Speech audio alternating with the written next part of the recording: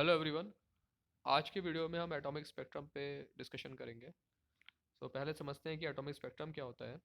तो जब कोई पदार्थ अगर अपनी एटॉमिक स्टेट में हो तो उस समय वो जो रेडिएशन एमिट या अब्जॉर्ब करे उसका अगर हम एक सक्सेसिव ऑर्डर्ड एरे लें तो उसे हम बोलते हैं स्पेक्ट्रम, एटॉमिक स्पेक्ट्रम। अब ये एटॉमिक स्पेक्ट्रम दो तरीके के होते हैं, एमिशन स्पेक्ट्रम और एब्जॉर्प्शन स्पेक्ट्रम। एमिशन स्पेक्ट्रम यानी उत्सर्जन स्पेक्ट्रम। तो इस प्रकार के स्पेक्ट्रम में काली बैकग्राउंड में, जो ब्लैक बैकग्राउंड में कुछ ब्राइट लाइंस नज़र आती हैं जब भी एटॉम अपनी एक्साइटेड स्टेट में से लोअर ग्राउंड स्टेट में जाता है। तो इसमें रेडिएशन एमिट आउट होता है, उसी का हम स्पेक्ट्रम ड्रॉ करते हैं, तो उसे हम एमिशन स्पेक्ट्रम बोलते हैं। एब्जॉर्प्शन स्पेक्ट्रम में जब कोई पदार्थ कहीं से कोई बिल्कुल श्वेत प्रकाश आ रहा हो और उस पर सिस्टम मतलब उस वाइट स्पेक्ट्रम को, अगर वाइट लाइट को हम जो पदार्थ है जिसकी हम स्पेक्ट्रम स्टडी करना चाहते हैं उससे पास कराएं तो कुछ पर्टिकुलर वेवलेंथ के रेडिएशन अब्जॉर्ब हो जाता है और बाकी पूरा स्पेक्ट्रम पास कर दिया जाता है। वो जो स्पेक्ट्रम मिलता है उससे अब्जॉर्प्शन स्पेक्ट्रम कहते हैं। सो यहाँ पे आपको दिखा भी रखा है, जब किसी पारदर्शी पदार्थ में से श्वेत प्रकाश गुजारा जाता है तो पदार्थ के परमाणु उन ऊर्जाओं के प्रकाश फोटोन को अवशोषित कर लेते हैं जिनसे कि वह अपनी न्यूनतम ऊर्जा अवस्था में किसी उत्तेजित अवस्था में पहुंच जाते हैं।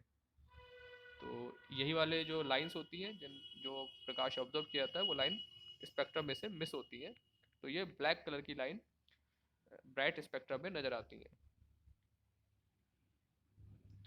हाइड्रोजन की स्पेक्ट्रम सीरीज का डिस्कशन इसी के से रिलेटेड है। तो हाइड्रोजन परमाणु के उत्सर्जन स्पेक्ट्रम में कुछ विशेष समूह के भीतर उत्सर्जन रेखाओं के बीच की दूरी नियमित रूप से घटती जाती है।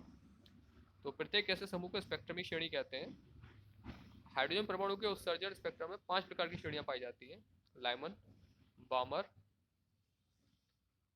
3 श्रेणी और है, पाश्चन, ब्रैकेट और पुंड। तो इनमें जो पहली श्रेणी है वो है लाइमन श्रेणी। तो लाइमन श्रेणी में आपका जो N1 की वैल्यू होती है 1, यानी किसी हायर स्टेट से जो इलेक्ट्रॉन होता है वो फर्स्ट स्टेट में आता है, पहली अवस्था में आता है। तो इससे जो स्पेक्ट्रम लाइंस मिलती हैं उन्हें हम लाइमन सीरीज की श्रेणी कहते हैं। और जब कोई इलेक्ट्रॉन हायर स्टेट से सेकंड स्टेट में आता है, N1 की वैल्यू जब 2 हो जाती है, तो उस समय जो स्पेक्ट्रम मिलता है उसे हम बामर सीरीज कहते हैं। तो इस श्रेणी की सबसे बड़ी तरंगदैर्घ्य N2 = 3 के लिए होती है। इसे एच अल्फा रेखा कहते हैं। अन्य रेखाओं को इसी प्रकार से एच बीटा, गामा और एच डेल्टा आदि कहते हैं। तो स्पेक्ट्रम के एक सिरे से दूसरे सिरे तक की ओर जाने पर इन रेखाओं की चमक, उनके बीच की दूरी नियमित रूप से घटती जाती है। तो जैसे जैसे आप ये वैल्यूज चेंज करेंगे उनकी इंटेंसिटी क्या होगी, डाउन होती जाएगी।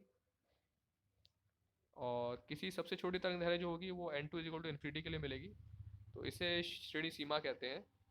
अच्छा, बामर सीरीज को स्पेशली थोड़ा इम्पोर्टेंट है और सब श्रेणियों से, तो इस पर विशेष ध्यान दीजिएगा। क्योंकि बामर श्रेणी की सभी प्रकाश रेखाएं विद्युत चुंबकीय स्पेक्ट्रम के दृश्य भाग में पड़ती हैं, तो विजिबल रेडिएशन के सेक्शन में आता है ये, इसलिए ये इंपॉर्टेंट है। इसके बाद आती है पाश्चन सीरीज। पाश्चन सीरीज में थर्ड स्टेट में आता है इलेक्ट्रॉन हायर स्टेट से, ब्रैकेट में फोर्थ और पुंड में फिफ्थ स्टेट में आता है। तो इनका पैटर्न सबका सेम है, बस आपको ध्यान रखना है कि पहली में आ रहा है तो लाइमन, दूसरी में आ रहा है तो बामर, तीसरी में आ रहा है तो पाश्चन, चौथी में ब्रैकेट और पांचवी में पुंड सीरीज बनती है।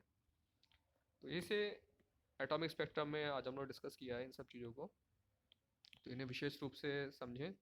और इसी से जुड़े हुए कुछ और टॉपिक्स हम डिस्कस करेंगे अपने नेक्स्ट वीडियो में। तब तक के लिए धन्यवाद।